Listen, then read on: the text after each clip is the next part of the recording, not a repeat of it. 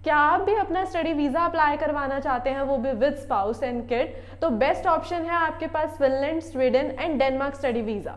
तो आज हम इन्हीं कंट्रीज़ के बारे में बात करेंगे। मैं ऋतु एशिया ग्लोबल से लेकर आई हूँ आज एक नई अपडेट। शुरू करने से पहले जो लोग ये वीडियो देख रहे हैं, आप हमें सब्सक्राइब कर लीजिए, साथ ही साथ बेल आइकन पर जरूर क्लिक कर दीजिए ताकि आने वाले टाइम पे नए अपडेट्स आपको मिलते रहें और आप हमारी सक्सेस स्टोरी से वाकिफ हो सकें। तो आप सभी को पता ही होगा कि यूके ने अपना स्पाउस वीज़ा बंद कर दिया है। पहले एक यूके ऐसी कंट्री थी जिसमें आप इजीली स्पाउस वीज़ा अप्लाई कर सकते थे, बट अब अगर आप देख रहे हैं स्पाउस वीज़ा के लिए आपको समझ नहीं आ रहा है कि आपको कौन सी कंट्री में अप्लाई करना चाहिए या आपके पास ऐसी ऑप्शन अवेलेबल है या नहीं है, तो आज हम उन्हीं कंट्रीज़ के बारे में बात करेंगे। तो आपके पास 3 ऑप्शंस अवेलेबल है, वो भी शेनेगन रीजन के अंदर, जिसमें आता है फिनलैंड, स्वीडन एंड डेनमार्क। इन तीनों कंट्रीज़ में आप विद स्पाउस और विद किड अपना स्टडी वीज़ा अप्लाई करवा सकते हैं। और ये जो तीनों कंट्रीज़ हैं हमारी नॉर्डिक स्टेट्स हैं, स्कैंडिनेवियन रीजन में लाई करती हैं और साथ ही साथ ये हमारी डेवलप्ड इकोनॉमीज़ है। अगर आप इनकी जीडीपी की ग्रोथ की रेट की बात करते हैं तो वो भी हमारी जो हाई डेवलप्ड कंट्रीज़ हैं उनके साथ आप इनको ईजिली कंपेयर कर सकते हैं। और यहाँ पे बच्चों के लिए बहुत ही अच्छे ऑप्शंस अवेलेबल है, साथ ही साथ पब्लिक और प्राइवेट दोनों यूनिवर्सिटीज़ आपको मिलेंगे और वास्ट नंबर ऑफ स्कॉलरशिप भी आपको मिलती है। तो सबसे पहले हम बात करेंगे फिनलैंड के बारे में। अगर आप एक ऐसी स्टेट कंट्री में जाना चाहते हैं जहाँ पे आप विद आइल्स और विदाउट आइल्स अप्लाई कर सकें, आपके प्रोफाइल में बहुत ही ज़्यादा गैप आ चुका है और आप आफ्टर 12th अपना स्पाउस वीज़ा या विद किड अप्लाई करना चाहते हैं, तो बेस्ट ऑप्शन आपके पास फिनलैंड स्टडी वीज़ा है। फिनलैंड के अगर हम बेनिफिट्स की बात करें, जब भी मेजर स्टूडेंट अपना स्टडी वीज़ा अप्लाई करता है तो उसके मन में एक ही डाउट होता है कि अगर मैं किसी भी कंट्री में जा रहा हूँ तो क्या मेरा वहाँ पे फ्यूचर रहेगा, क्या मेरी पीआर हो पाएगी या नहीं हो पाएगी। तो फिनलैंड के अंदर पीआर इजी है।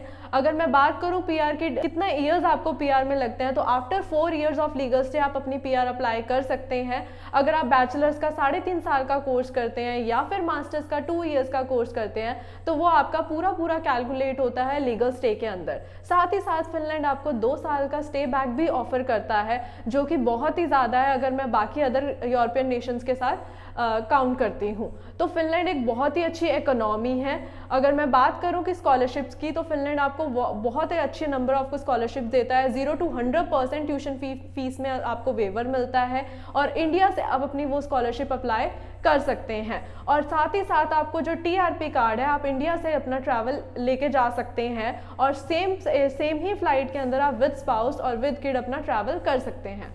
अगर हम एलिजिबिलिटी की बात करें तो फिनलैंड के अंदर 55% के बाद आप अपना अप्लाई कर सकते हैं। विद और विदाउट आइल्स आपके पास ऑप्शंस अवेलेबल रहेंगे। अगर आपके पास वर्क एक्सपीरियंस है तो आप अप्लाइड साइंस यूनिवर्सिटी में अप्लाई कर सकते हैं। अगर आपके पास वर्क एक्सपीरियंस अवेलेबल नहीं है तो आप रिसर्च यूनिवर्सिटीज़ में अप्लाई कर सकते हैं। साथ ही साथ यहाँ पे टॉप रैंकिंग यूनिवर्सिटीज़ की आपके अवेलेबल मिलती हैं।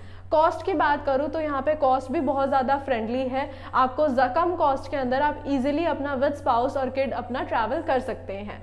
वहीं अगर हम बात करते हैं स्वीडन स्टडी वीज़ा के बारे में, अगर हम स्वीडन की बात करें तो स्वीडन एक टेक्निकल बेस्ड कंट्री है। यहाँ पे आपको टेक्निकल ऑप्शंस बहुत ही ज़्यादा वास्ट मिलेंगे। अगर आप एक ऐसी कंट्री में जाना चाहते हैं जहाँ पे आपका टेक्निकल बैकग्राउंड है और आप कम कॉस्ट के अंदर टेक्निकल डिग्री हायर करना चाहते हैं तो वो आपको यहाँ पे ऑप्शंस मिलेंगे। स्वीडन के अंदर आपके पास ऑप्शंस रहता है कि आप 4 डिफरेंट मास्टर्स के लिए आप 4 डिफरेंट ऑप्शंस कंसीडर करके चल सकते हो। बैचलर्स के लिए आप 8 ऑप्शंस कंसीडर करके चल सकते हो। साथ ही साथ यहाँ पे जब भी आप अप्लाई करते हो तो आपका कोई भी इंटरव्यू नहीं होता, बट आइल्स मैंडेटरी रहेगा। 6.5 not less than 6 bands required है फॉर द मास्टर स्टडी। और अगर आप बैचलर्स के लिए जाते हैं तो 6.5 नॉट लेस देन 5.5 आपका एक्सेप्टेबल रहेगा।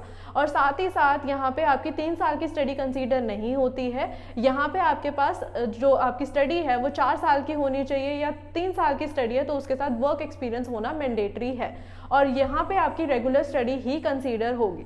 स्वीडन आपको मेजर बेनिफिट ये देता है कि यहाँ पे फ्रेश फंड्स एक्सेप्टेबल है। 1 डे ओल्ड फंड यहाँ पे एक्सेप्टेबल रहेंगे, कि मतलब अगर आप अपना स्टडी वीज़ा अप्लाई करते हैं, अगर विद स्पाउस जाते हैं और विद किड जाते हैं तो आपको भी पता है कि जो फंड रिक्वायरमेंट होती है लिविंग एक्सपेंसेस की वो बहुत ज़्यादा इंक्रीज हो जाती है। तो स्वीडन आपको इतना एक लीनियंसी प्रोवाइड करता है कि वो आप फ्रेश फंड्स भी अपना दिखा सकते हो। तो ये मेजर बेनिफिट है स्वीडन के अंदर। साथ ही साथ जो आपकी फीस स्ट्रक्चर है वो भी बहुत ज़्यादा अफोर्डेबल रेंज के अंदर है और यहाँ पे आपको एक मेजर बेनिफिट मिलता है कि जो कोर्स है आपका, अगर आप मास्टर्स के लिए जाते हैं तो 1 ईयर का कोर्स भी आपको मिल जाएगा। वहीं अगर मैं बात करूं बैचलर्स के लिए तो 3 to 4 ईयर्स का आपको कोर्स मिल जाता है। अब हम बात करेंगे डेनमार्क स्टडी वीज़ा के बारे में। डेनमार्क आपको मेजर ऑप्शन प्रोवाइड करता है कि आप 70% फीस अपनी यहाँ से भर के जा सकते हैं। साथ ही साथ जो इसका एक्सेप्टेंस रेशियो है वो डिपेंड करेगा आपके इंटरव्यू के ऊपर। आप विद आइल्स ही अप्लाई यहाँ पे कर सकते हैं। 6.5 नॉट लेस देन 6 बैंड्स आपके यहाँ पे एक्सेप्टेबल रहते हैं मास्टर्स के लिए। वहीं अगर मैं बात करूँ बैचलर्स के लिए तो 6.5 नॉट लेस देन 5.5 यहाँ पे एक्सेप्टेबल रहेंगे। और साथ ही साथ मैं एक और चीज़ बताना चाहूँगी, इन तीनों कंट्रीज़ के अंदर आप अगर आपके पास आइल्स है, आइल्स नहीं है, पीटी के साथ भी आप अपना अप्लाई कर सकते हैं। पीटी भी यहाँ पे इक्वली वैलिड कंसीडर होती है। डेनमार्क आपको और भी ऑप्शन प्रोवाइड करता है कि यहाँ को पब्लिक यूनिवर्सिटीज़ और प्राइवेट दोनों यूनिवर्सिटीज़ मिल जाती हैं। अगर आप प्राइवेट यूनिवर्सिटीज़ में जाते हैं तो आपको 6 मंथ्स का स्टे बैक मिलता है, बट अगर आप पब्लिक यूनिवर्सिटीज़ में जाते हैं तो आपको जो स्टे बैक है वो 1 to 2 ईयर्स का मिलता है, जो कि इक्विवेलेंट है अपने फिनलैंड के। सो ये मेजर बेनिफिट है जो डेनमार्क आपको ऑफर करता है, और इन तीनों कंट्रीज़ में रेगुलर स्टडीज़ ही कंसीडर होती है। तो अगर आप भी अपना विद स्पाउस अप्लाई करना चाहते हैं और साथ ही साथ विद किड कंसीडर करना चाहते हैं तो अभी इन तीनों कंट्रीज़ की एप्लीकेशन ओपन है, और ये राइट टाइम है अप्लाई करने के लिए, बिकॉज इनकी एप्लीकेशन जल्द ही क्लोज हो जाएगी और डॉक्यूमेंट रिक्वायरमेंट्स काफ़ी होती हैं। तो आप टाइमली अप्लाई करें सो दैट कोई भी डॉक्यूमेंट आपका रह ना जाए और आप अपना अगस्त इनटेक के लिए अप्लाई कर सके। तो आज ही कॉन्टैक्ट करें एशिया ग्लोबल में 7479174791 पर। Thank you.